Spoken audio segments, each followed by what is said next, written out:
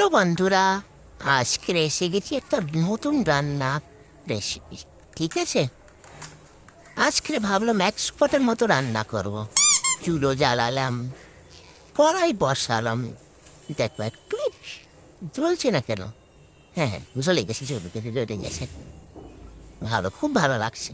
ঠিক আছে, এবার কড়াইটা বসালাম, তারপরে এর মধ্যে একটু তেল দেবো। একটু কড়াইটা গরম হয়ে যায়, তারপরে সরিষার তেল দিয়ে দিলাম।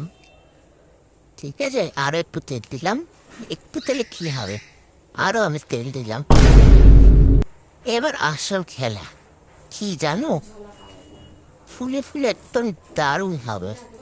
কিন্তু দেখুন, এটা কি?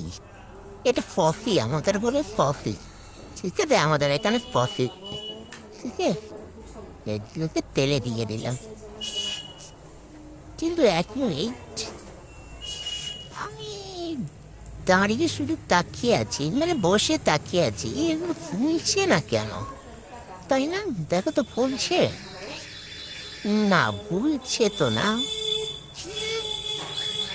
ওদিকে পড়াই বোধ হয় ভাবছে আপা আমার দিকে তাকিয়ে লাভ নেই, জিনিসটাই মনে হচ্ছে ভুল।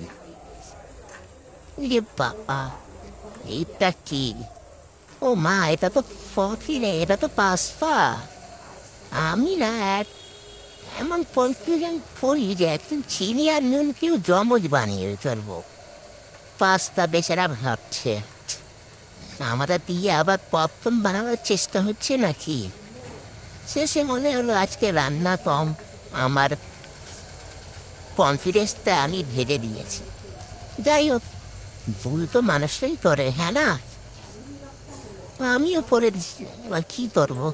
এই ভাজা পাস্তা খাবো, আপনি খাবেন? আমি তো খাবো না। বাই।